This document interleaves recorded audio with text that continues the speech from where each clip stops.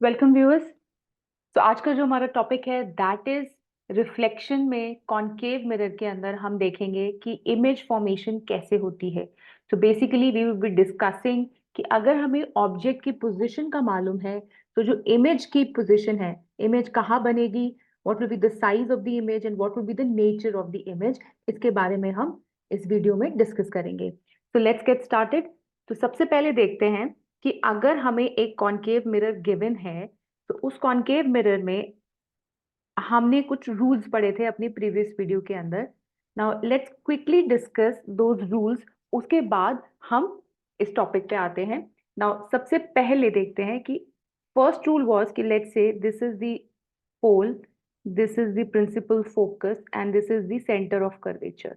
Now the first rule that we started was कि अगर कोई लाइट रे के बारे में हमने देखा था कि for the sake of convenience हम लाइट रे को, हम बहुत सारी लाइट रेज को सिर्फ दो या तीन लाइट रेज यूज करके अपनी इमेज फॉर्मेशन करेंगे, राइट। और आपको एरोज का ध्यान रखना है जब हम लाइट रे बना रहे हैं। सो इंसिडेंट रे में एरो दिखानी है, रिफ्लेक्टेड रे में भी आपको एरो बनाना जरूरी है। तो now the first rule was that अगर a light ray is parallel to principal axis, so it will pass through focus after reflection. So this was the first rule. Now second rule was कि अगर आपके पास light रे जो है वो focus से पास कर रही है, लाइट रे जो है, इंसिडेंट रे जो है that is passing through focus, so reflected ray will become parallel to the principal axis. So this is the second case या सेकेंड रूल जो हमने करा था ना। उस वीडियो का लिंक जो है वो आपको डिस्क्रिप्शन बॉक्स में मिल जाएगा ताकि आप उसको डिटेल में देख सकें।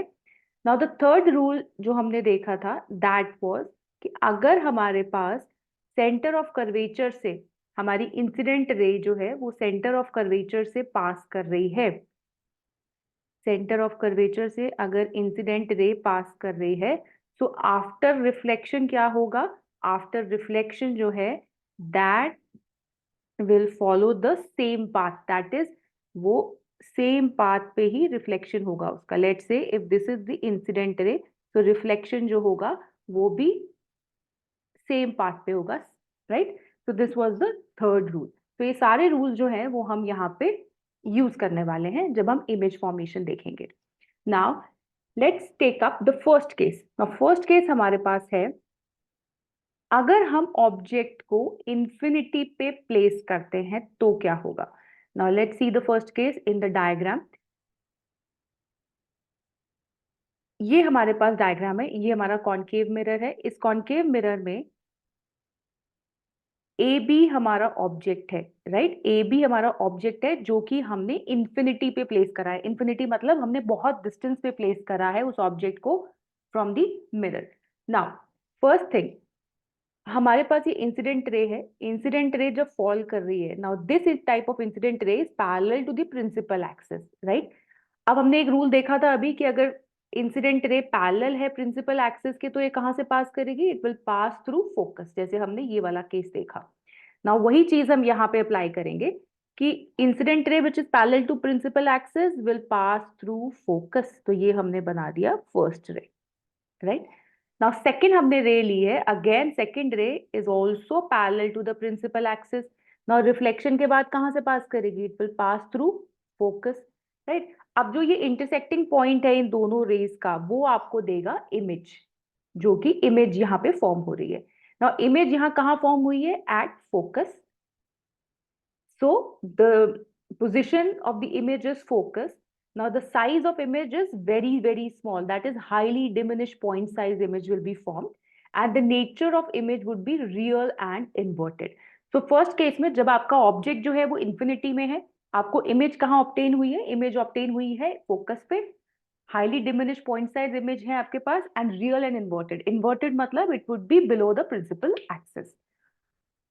Now moving on to the second position which is beyond C, मतलब अगर हम ऑब्जेक्ट को इंफिनिटी से हटा के अब हम बियॉन्ड सी मतलब बियॉन्ड सेंटर ऑफ कर्वेचर के बाद में रखते हैं, तो तब इमेज हमारी कहां बनेगी। तो वही केस लेते हैं। पहली केस इंसिडेंट रे हमने लिया, लाइट रे, ये हमारा पैरेलल है to the principal axis, right. Now if this is parallel to principal axis, again the same rule, it will pass through the focus. Arrows का आपने ध्यान रखना है, direction of arrow should be very clear. Second, हम इसमें जो incident ray लिखा रहे हैं वो दिखा रहे हैं कि ऑब्जेक्ट से जो इंसिडेंट रे है वो सेंटर ऑफ कर्वेचर से पास कर रही है, एंड सेंटर ऑफ कर्वेचर से पास करके रिफ्लेक्शन कहाँ होगा, reflection would be along the same path. तो ये हमारा सेकंड रूल था जो हमने यहाँ पे डिस्कस करा था, राइट। तो अब आप देखिए इनके इंटरसेक्टिंग पॉइंट चेक करिए, ये दो रेज हमने ली हैं, इनके इंटरसेक्टिंग पॉइंट यहाँ पे है, दैट इज हमारी जो इमेज बन रही है वो ए डैश बी डैश है। ऑब्जेक्ट को हमने रिप्रेजेंट किया है ए बी से, और इमेज को हम रिप्रेजेंट कर रहे हैं ए डैश बी डैश से।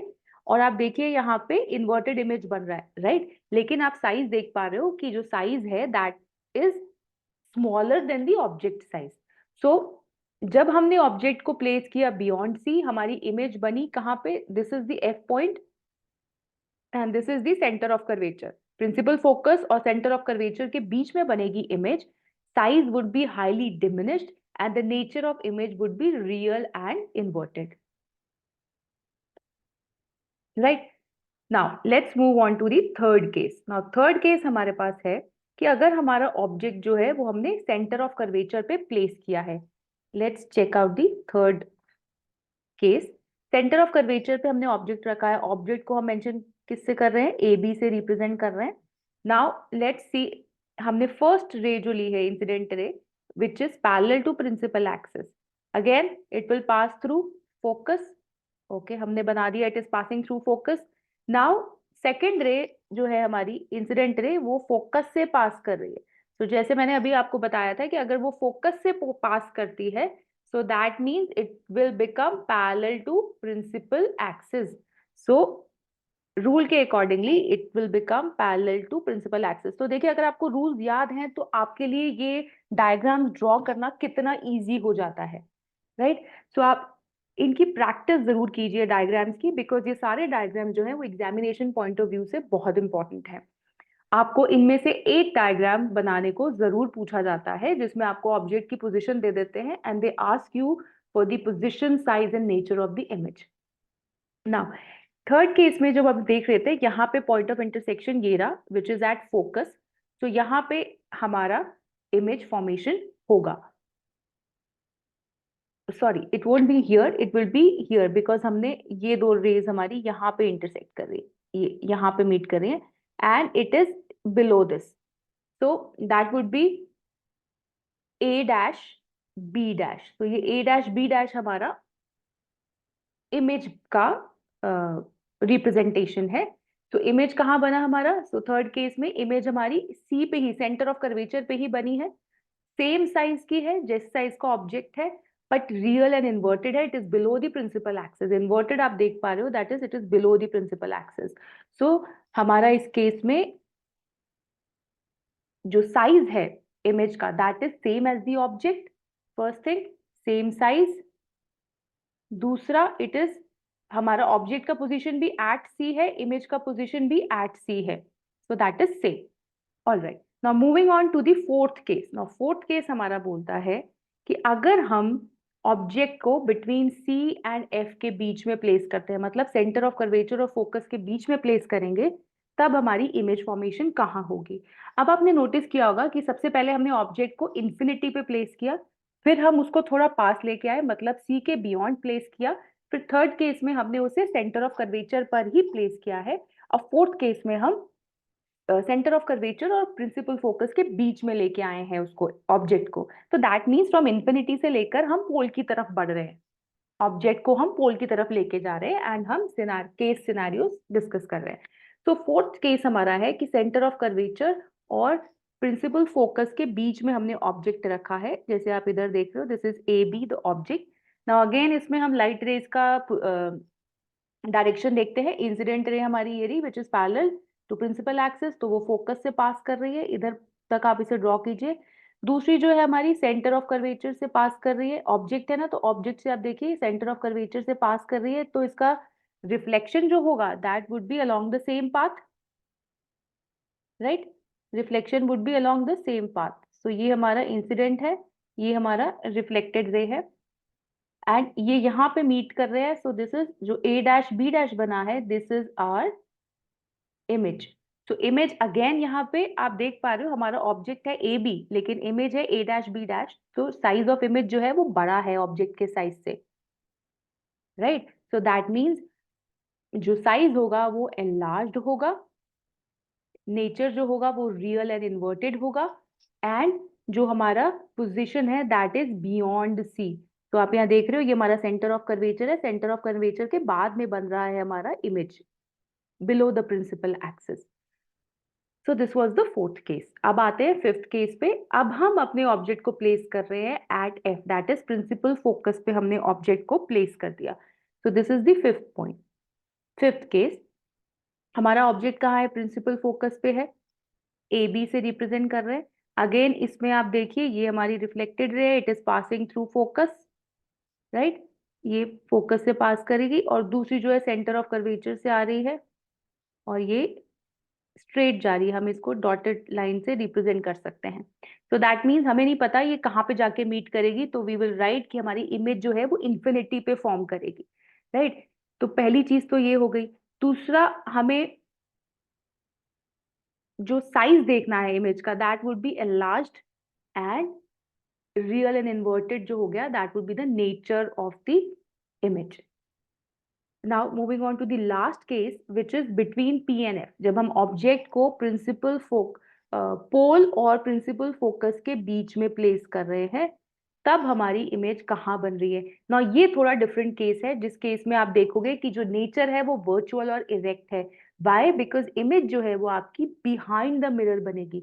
बाकी सारे केसेस में हमने नोटिस किया था कि इमेज जो है वो हमारी in front of the mirror ही बन रही है, दैट्स वाई हमने कहा था कि वो रियल और इन्वर्टेड इमेज बन रही है। लेकिन this is the only case in concave mirror जहां पे आप बिटवीन पी एंड एफ आप प्लेस कर रहे हैं ऑब्जेक्ट को, और आपकी जो इमेज है that is behind the mirror, that is formed behind the mirror. तो ये बात आपको ध्यान रखनी है, ये कॉन्केव के केस में एक डिफरेंट केस हो जाएगा। तो ये आपके एग्जाम में बहुत बारी पूछा जाता है।